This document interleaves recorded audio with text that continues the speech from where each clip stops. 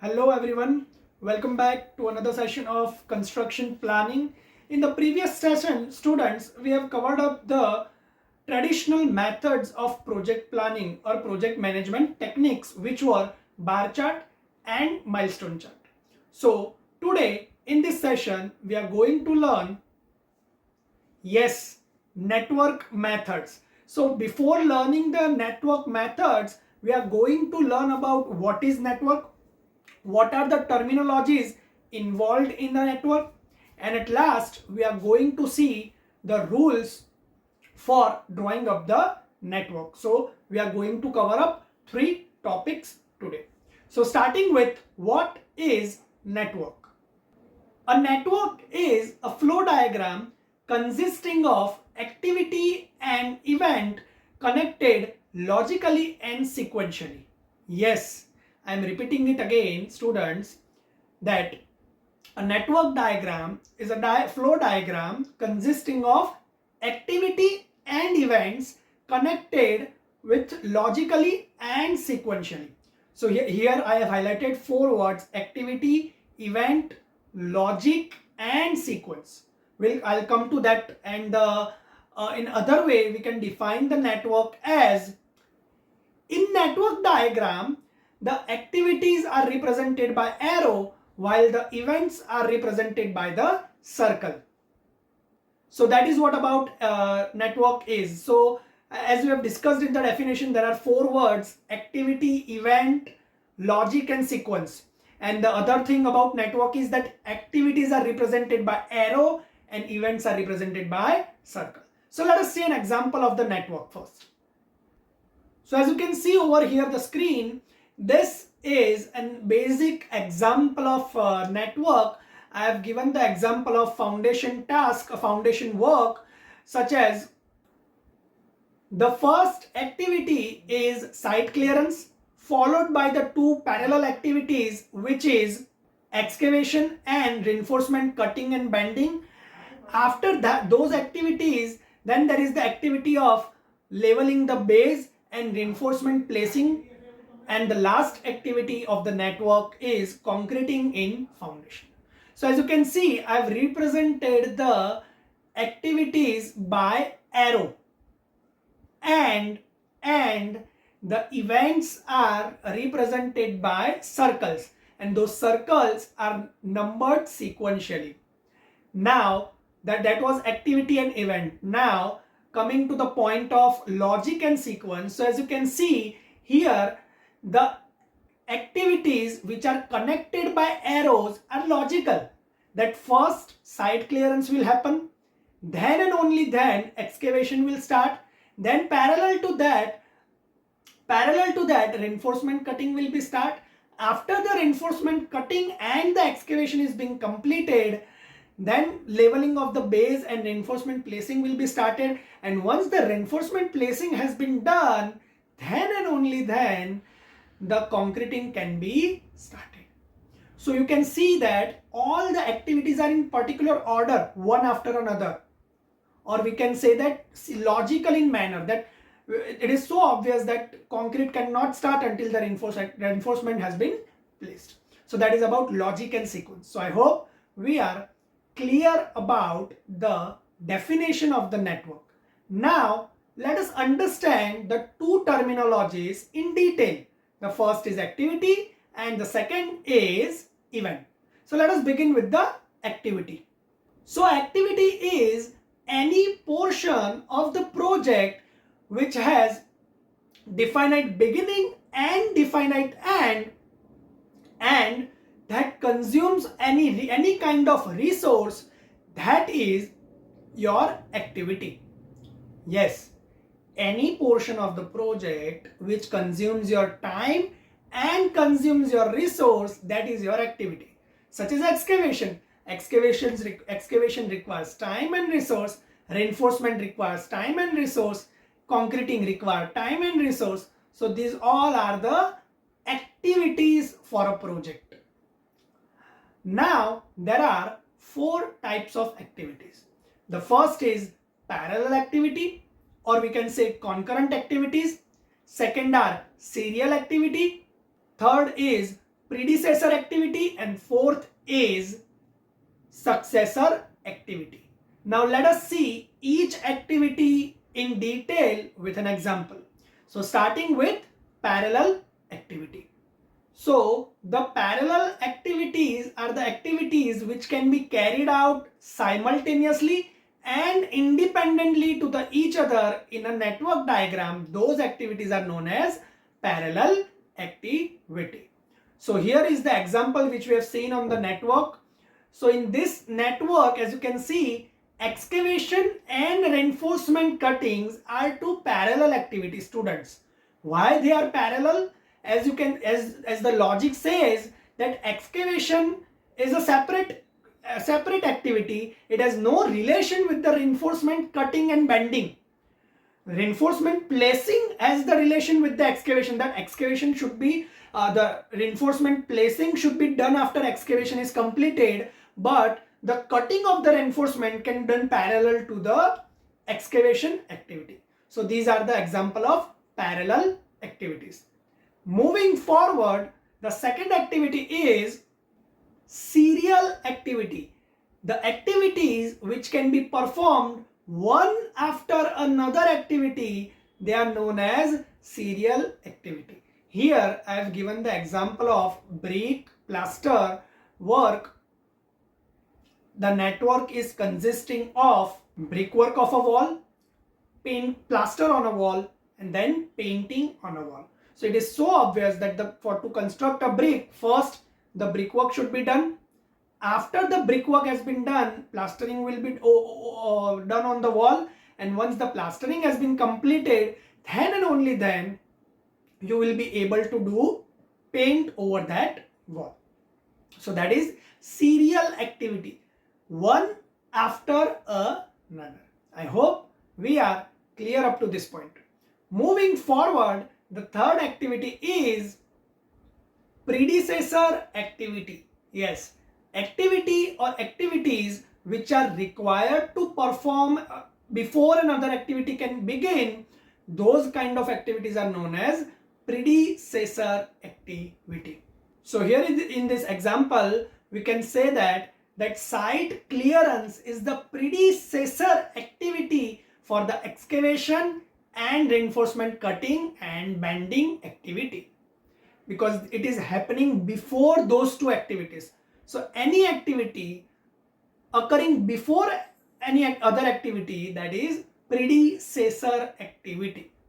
And the last type of activity is activity or activities which are being performed after the completion of one activity are known as successor activities. So here in this example, we can say that concreting in foundation is a successor activity of reinforcement placing and leveling of the base. Both activities are the concreting are successor of both the activities. We can say in reverse manner, we can say that leveling of the base and reinforcement placing are predecessor activity of concreting in foundation. So I hope you are getting the logic of the types of activity: parallel, serial, predecessor, and successor. So that is all about activities. Now let us see more about events. The beginning or the end of any activity is termed as event.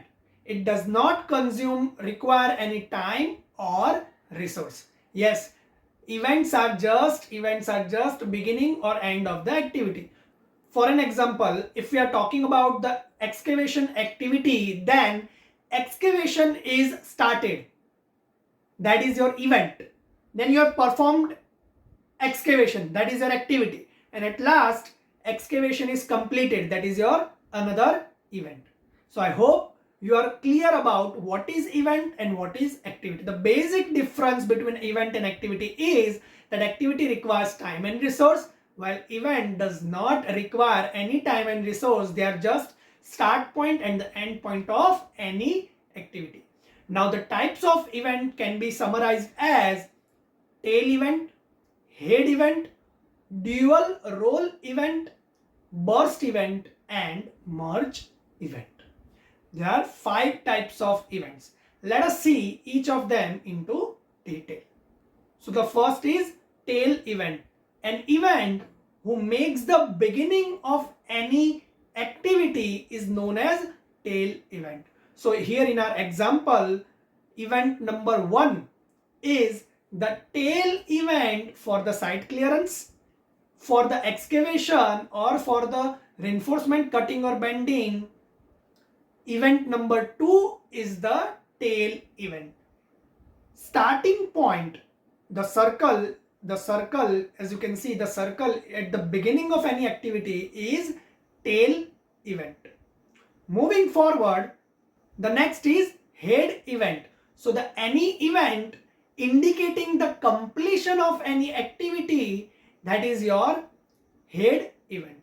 So for site clearance, event number 2, as you can see here in the example, event number 2 is the head event for activity site clearance. And similarly for excavation, event number 3 is the head event. So that is how tail and head are being explained. So I hope we are clear up to this point in the session. The next event is dual role event. Let us see. If an event act as a tail event for a certain particular activity but act as a head for another activity, so this kind of events are known as dual role event. Like in this case, event number 2, focus on the event number 2. Now event number 2 is head event for site clearance, but tail event for excavation. So event number 2 is dual role, that for a particular activity it is acting at tail, and for a particular activity it is acting as head. So this is how dual role event is. Moving forward, the next is burst event. So in an arrow diagram, when from a node or from event is known as node also. Another name of the event is node. So in an arrow diagram, when from a node number of activities are emerging or diverging from that single node, that node is known as burst node, or that event is known as burst event. As you can see in the figure, from event number 1, activity A, B and C are emerging. So that is your event number 1 is your burst event. The next is merge event. Let us see. In an arrow diagram, from the node, when all activities are converging or when all the activities are converged, that event is known as merge event. So as you can see, activity A, B and C are converging into event number 8, that all the arrows are incoming to the node number 8. So that is merge event. So I hope we are clear about the events as well. So there are 4 types of activities and there are 5 types of event, and you are marginally know about what is network, how network is being drawn. But students, let me tell you a fact that while drawing this network, we need to follow certain rules. What are the rules? Let us see. So here is the set of first 5 rules which we are going to learn. Rule number 1 is, in a network diagram, there must be only one single initial node. In a network diagram, there must be only one single initial node. Let us see the example of the rule number 1. So here is the explanation of rule number 1. As you can see, I have drawn 3 figures, out of which 2 are correct and 1 is incorrect. So as you can see in the correct figure, the network should have only one single node. One single node. Now from that one single node, there could be number of activities, either 1 activity, 2 activity or 3 activity as shown in here, but there could not be 3 events or 2 events at the beginning of the network. Network will be start only from one single event or one single node. So I hope you are getting a better understanding from this explanation by drawing. Now let us see the second rule. The second rule is a network can have only one final node, and that one final node will always have the incoming arrows. The final node will not have any outgoing arrow. Let us see the explanation by figure. So here is the pictorial representation of rule number 2. So as you can see in the correct diagram, first diagram, I have represented that event number 6 is the last event, and that event number 6 is only having incoming arrows, nothing is outgoing from it. While in the other figure, as you can see, there are two separate events and no further activities is being considered in that network. So there are two dead ends. So a network cannot have two dead ends. A network can have only one final event. So that is our rule number 2. Let us see the rule number 3. No activity can start until its tail event has been occurred. Yes, no activity can start until the tail event has been occurred. Let us see the explanation of it. So here, as in the network, you can see that, for an example, listen it carefully. If I want to start the excavation activity, I need to prepare the event.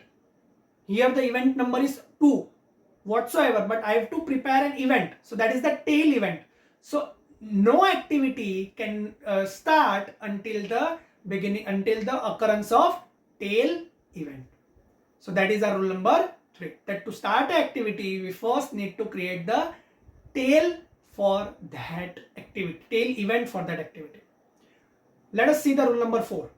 An event cannot occur until all the activities leading to it are completed.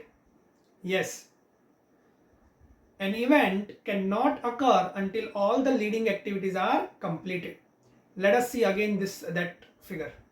So for an example, if I talk about the event number 3, when I prepare the event number 3 in a network diagram, that means activity before that event number 3 has been completed. So once the excavation activity, here in our case is excavation activity, once the excavation activity is completed, then I have to prepare an event, and once the event is head event is being prepared for an activity, that means the leading activities are completed.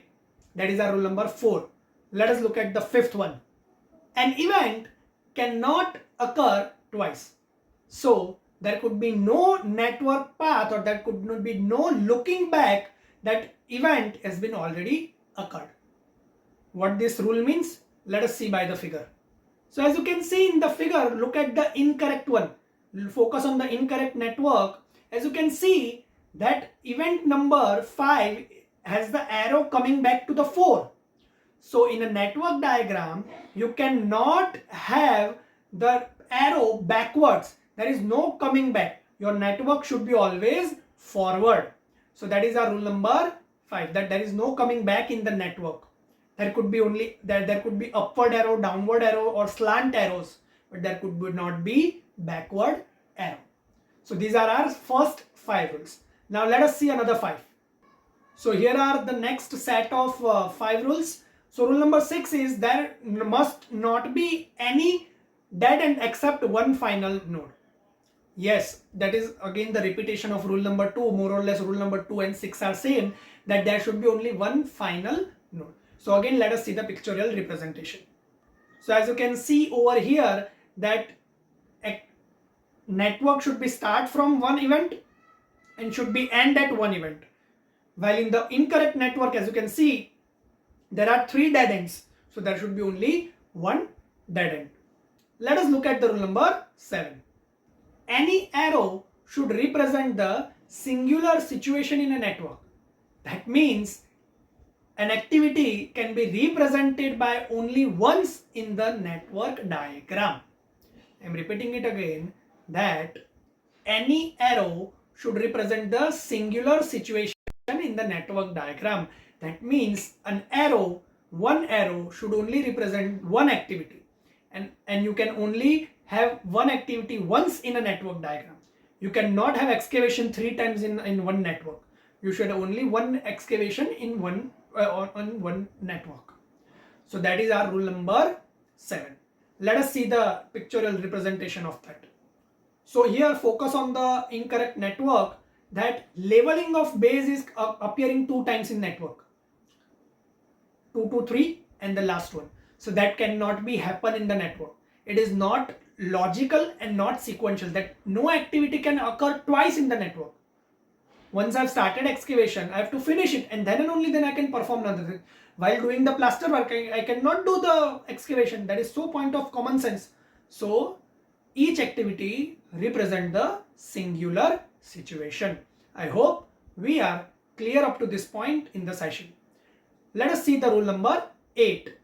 So the rule number 8 is saying that number of activities are equal to number of arrows in the network, or the number of arrows should be equal to number of activities in the network. For an example, if you are asked to draw the network for 10 activities, then the network must have the 10 arrows only. Let us see the explanation by graphical. So as you can see over here, that there are 6 activities in the correct network. I'm talking about the correct network. Focus on the correct network. That there are 6 activities and 6 arrows. I'm talking about arrows, not the circles. So 6 activities, 6 arrows. So that is a thumb rule, that number of activities are equal to number of arrows in a network diagram. Let us look at the rule number 9. The network should be drawn in such manner that all the activities are drawn and to complete the end objective of the project or the network. Yes, all the activities are connected so as that it ends the project. It completes the final objective of the project. So let's come back to the example. So as you can see over here in our corrected network, I'm talking about the corrected network. As you can see, no activity is left blank, and all the activities are leading to the concreting work. While in the incorrect network, there is a repeating activity. There is an activity to only complete the network. See, I have represented a slant arrow to complete the network. There is no name of the activity here. So the network is incorrect. You are not drawing the network to complete the objective. You are drawing the activity to complete the network only, not the logical manner. I hope you are getting my point. You are not drawing the network logical manner. So your network should be logical and connecting to the end objective. Let us see the rule number 10. A dummy activity is represented or introduced in the network to show the dependencies or to avoid the duplication of the activities. Students, sometimes it may happen that you have to represent one activity 2 times or in the network, or there is a dependency that there should be at point you cannot complete your network logically. So in such cases you have to represent dummy activity. What is dummy activity? We'll see in the detail in the next session, but this is the rule number 10. I will explain this again while we will be discussing dummy activity in detail. So that is our 10 rules. Now remaining 2 rules are there. So there are 12 rules. So let us see the remaining 2 rules. So rule number 11 is the logic of the network should always maintain. So your arrow should head always towards an activity. You cannot represent circle and arrows randomly in the network diagram. If you are representing any circle or any event, rather it is tail or head, or rather you are representing any activity, that should have logically. It is not connect. You are not drawing a network to connect the arrows. You are drawing the network to achieve the end objective. Remember this. And the last rule is that the flow of the network diagram is generally from left to right. Left to right. That is general flow of the network. So this is it. That was all about in today's session. In the next session, we'll start the numerical based on drawing the network. There are 3 categories of drawing the network. We'll discuss each of them. In case of any query or doubt, you can always contact me in my mail or my number. Thank you.